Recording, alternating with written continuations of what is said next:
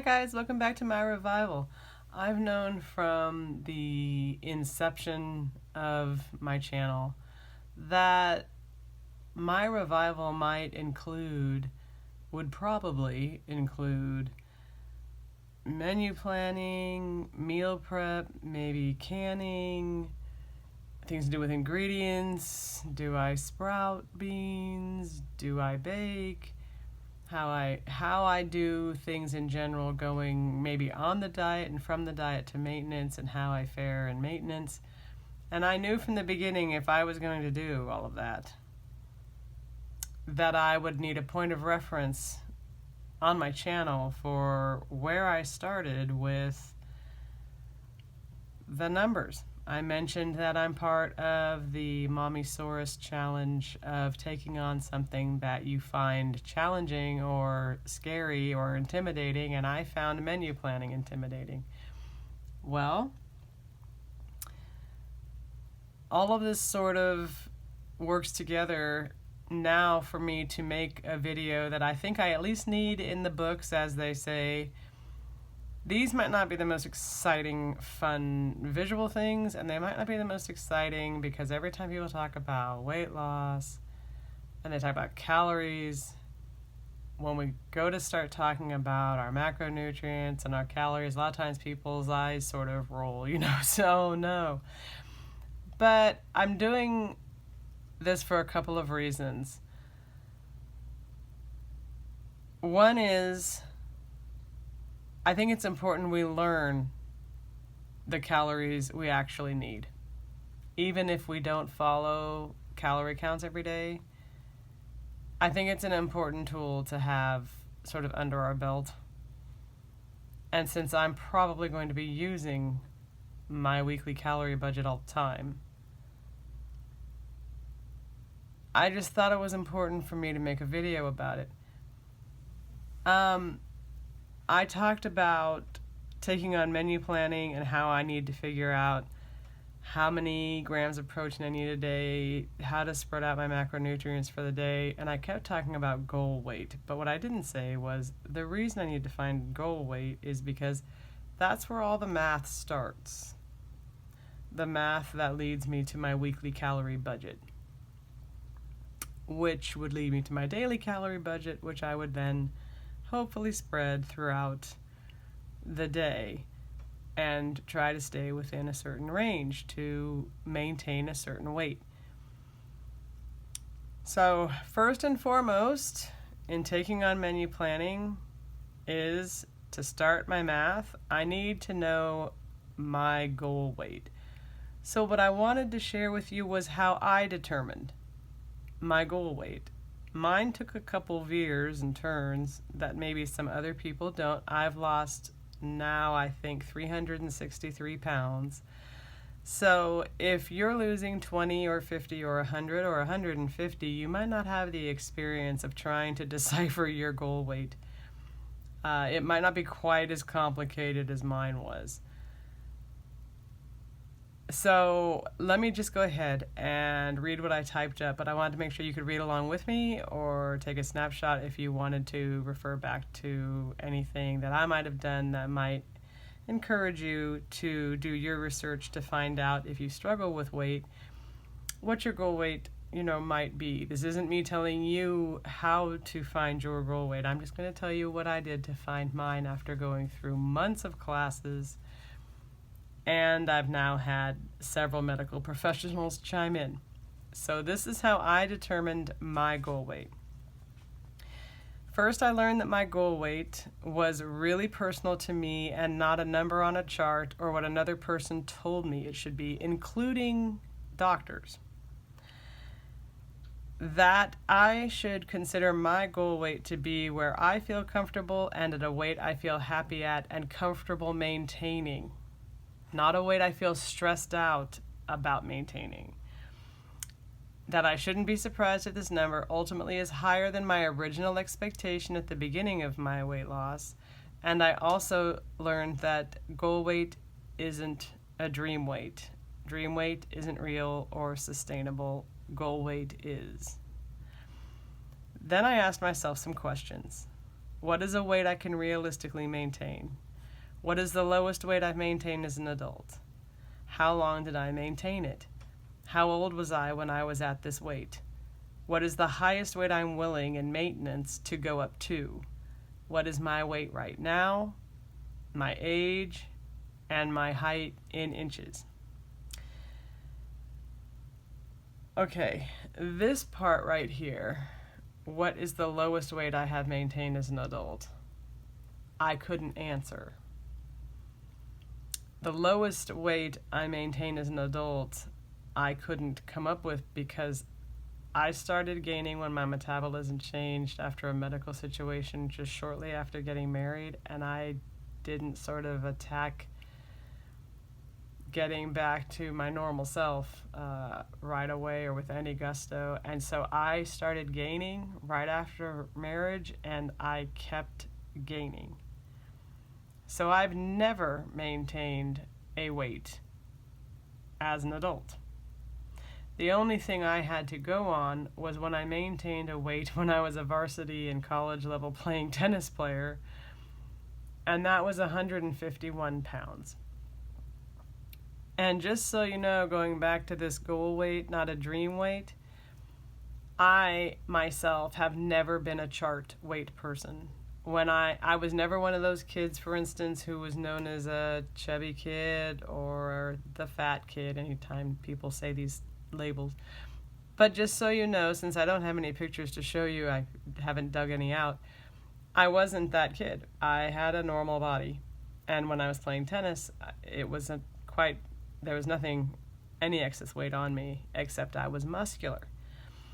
Now, even then, as a preteen and a teen, I had doctors telling me on, according to their weight chart, I was overweight. So I grew up through that time when girls are preteens and teens and they're self-conscious of their bodies, thinking I was fat, when all I was, let's see, they said the highest weight I should be at my height was 146 pounds, and all through high school I was 151 pounds.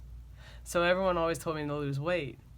But they didn't know some things. I mean, they didn't take into consideration. First of all, I want to just show you, as an example, here's just a normal Pilot pen, okay? That's my hand. I am a big-boned person. You see that? My hands are actually bigger than most men's. And when I meet men and I say my hands are probably bigger than your hands, they always scoff at me like, yeah, right. Well, no. Usually when we compare hands, mine are bigger. So my bone structure is bigger than many. It's not on the small side. I'm fairly tall for a woman. I'm 5'7.25". So I've got bigger bones. I'm fairly tall. And I also genetically have a gene called the elite sprinter gene. The elite sprinter gene is a gene your top athletes have, like your Olympic champions, your terrific professional sports athletes, the best ones. You probably all have the genetic sprinter gene, which you can't develop. You either have it or you don't. And when you have it, you automatically have what's called quick jerk muscles. So I was very strong. I have larger bones, and I'm tall. And none of them said any of that might be taken into consideration for their chart. So when they probably shouldn't have been telling me that I needed to lose weight, they were telling me that I was overweight and needed to lose weight. I'm going to try and explain further without too much confusion. I really hope I'm clear. I've practiced this a few times. I want to get it right. So, my height in inches. Why did I want to do that? I want to do that because one of the tools you can use is a BMI chart, okay? This chart It uses height and weight, but does not take into account gender, age, or lean body mass. A normal BMI range to many doctors is 18.5 to 24.9. Okay? But don't freak out if your goal weight's a little higher, because many doctors don't understand about food storage. My clinic thinks a BMI range of 23 to 27 is healthy and realistic. I know of a healthy weight yoga teacher. He's between like 27 and 35, I'd say. And he was a yoga instructor. And so when you see him, you'd think he just has a normal athletic body. I don't see any fat on him at all. But his BMI is 27, which would be considered sort of high, because the number, even though it's at the higher end of healthy, the chart does not take into consideration lean muscle, so he falls into the higher range. You see what I'm saying? So there are variables to this. So what I'm getting at is, while this chart is useful in a way, don't be surprised if you're looking at your goal weight, it doesn't end up falling into some specific slot on this chart. It's just a gauge to give you maybe the beginning of an idea of where you want to head. I also have a note here that you should check, as with all this info, that a BMI range for over 65 years old is 25 to 35. I'm over 5'7". We're here. If I use 67 inches on this chart,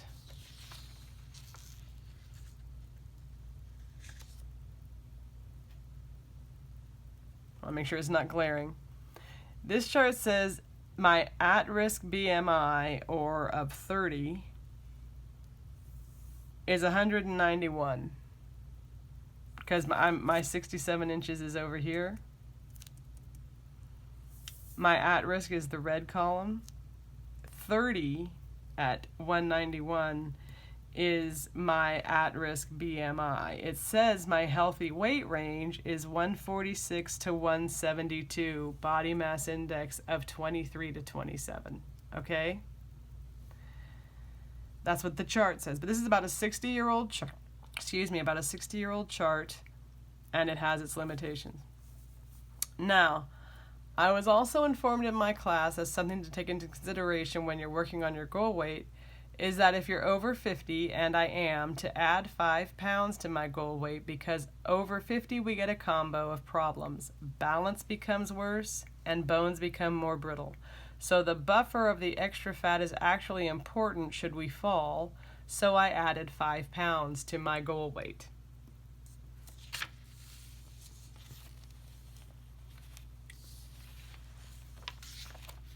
And this is actually something I filled out. It's kind of interesting to look at.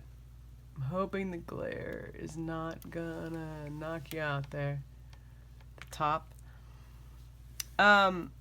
I filled this out in February of 2017 when I was still 409 pounds.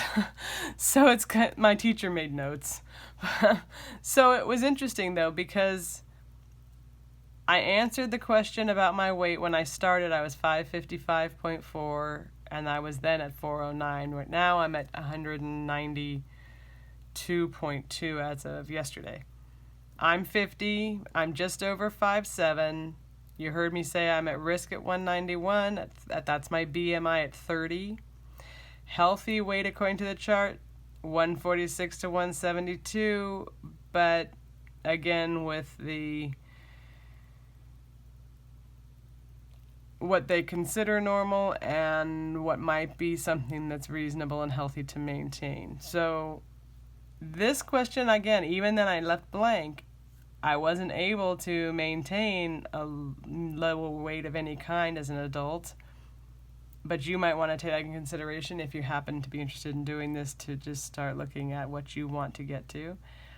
So taking into account all of my factors, what do I think is a healthy and realistic goal weight zone?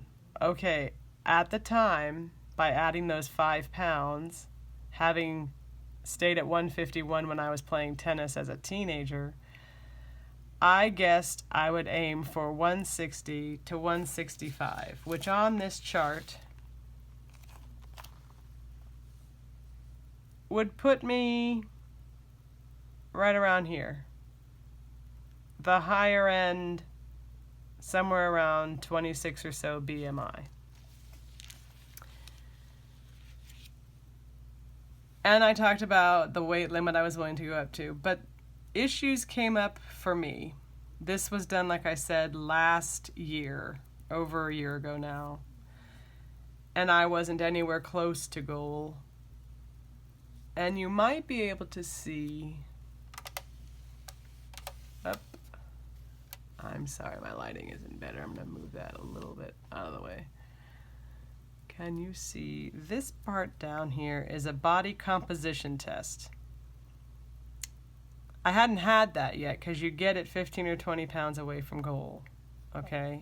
But I've had it now. So I've had a couple of things show up that have altered my goal weight. I had been thinking that there wasn't maybe much fat left on me since just over 200 pounds. And I was unsure, and so was my medical weight loss clinic, how skin removal surgery may come into play of how much it might weigh. I have quite a bit of skin that needs removal. So I went to a plastic surgeon and learned a lot. And one of the things I asked was, no one at my medical clinic seems to know how much skin weighs when you take it off, how much of me is fat versus how much of me is fat or normal weight, and how much the weight is that the skin would be removed would total. I said, it's, no one seems to know. And she had really inspected me. And she said, I've seen your back. I've seen the bone coming through.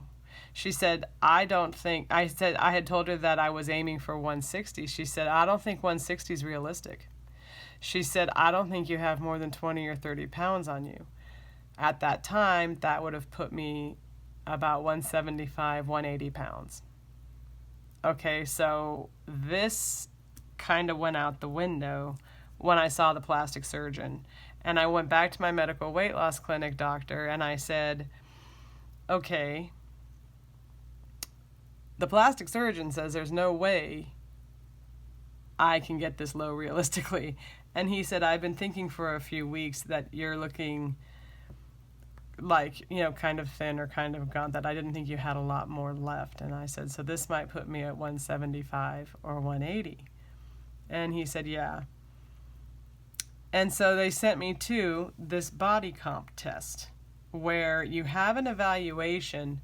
They take ultrasound technology and they use it on, I think they used it on my thigh, on my hip, below my belly button, and on my right arm. I think they picked a few spots like that. And they just read my body, the machine did, and they worked from that information that they found off that. And this was the results of that. This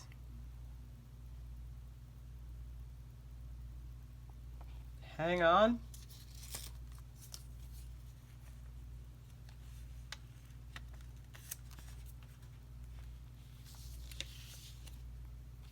I blew it a little.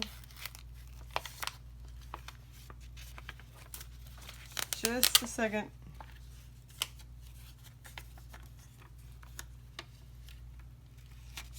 Okay. Sorry about that. I don't know how to pause and restart. I'm very sorry. Editing's next. Oh, and now I've moved the whole camera. So this is the results of my body comp test that was printed out for me. At the time, I was 200 pounds. And it tells you how your... Can you read that? Sorry about the lighting. At the time, I was 200. My fat weight was 67, my lean weight was 133, so my body fat was 33.3%. The interesting thing to me is that still lists me as obese, and that my BMI value at that time was 31.3. So at this point, it also shows that of healthy fat, I have 42 pounds. Of excess fat, I have 25 pounds, or 13% of excess fat. So I was close to a normal range. So, my exercise physiologist,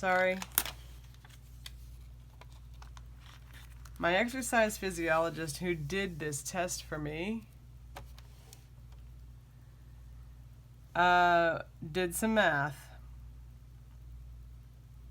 because he said he's concerned that if I try and get much below 180, that I'll look really gaunt, like maybe I have cancer or something. He said, there are different goals, getting to goal weight on the diet, and then maybe after with some skin removal, with some maybe just a couple pounds of weight loss as I continue through maintenance.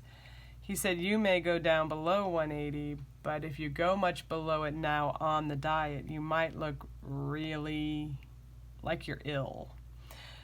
So after all of that, we decided to look at, can you see that? Right there. Little chart he drew. I can't see if you can see that. Little chart he drew where at 60% and 70% he drew two columns, because of each pound, 60% or 70% of each pound is fat. So he drew two columns to get a range. And what we found is by losing 20 pounds, getting to 180, I'd be in the 29 to 30% BMI range. So I'd still be considered, interestingly enough, overweight, or I think even stage 1 obese at 30%, at 30 BMI. But this is where my sort of sweet spot is to end my liquid diet that I'm on. Again, this will include me still having skin to remove that might weigh about 5 pounds. So that would put me down after surgery somewhere around 175-ish, plus, minus. Because any lower, he was concerned with me being able to maintain it. They're always concerned with your life balance, what can you do, and then what can you maintain? So you're not just completely stressed out and fighting to maintain it, and it's kind of becoming obsessive where you're constantly stressed and worried about it. Or where can you maybe put a couple, 2 or 3 pounds on, you're not so stressed out, and it's reasonable to maintain, and it's still a healthy range to be in. So I will be in the fair number range with my age at 50 to 59. I'll be at 28 to 30, still needing skin removal surgery, which won't take off as many pounds as some people seem to think. I thought it would take off more. The other doctor I have thought it would take off more, but the plastic surgeon said people are usually surprised how little skin actually weighs. So, and that won't even happen before next year, probably. So I have to kind of just go with what I can do. So I'm going to end the diet probably just under 180, maybe around 175, and that's because when I go to reincorporate food again, in the third step of reincorporating food, we incorporate complex carbohydrates. And when we do that, we'll naturally gain water weight. And they don't like you to think you're gaining weight again, and getting fat when you're naturally gaining water weight because you've added the complex carbs. So, my goal weight ended up involving quite a bit more than just a chart. And it ended up me having to ask a plastic surgeon about the weight of skin you remove. And it ended up me having to have a body comp to see scientifically what I've really got going on. So, my menu planning numbers and my finding out my calorie budgets and how much protein in terms of grams I'll need a day, all of that starts with my goal weight number, which is going to be 180. I hope this helped, and I hope you guys have a great week. I'm going in for surgery Thursday the 28th for gallbladder removal. So I'm hoping everything goes really good and that you all take care.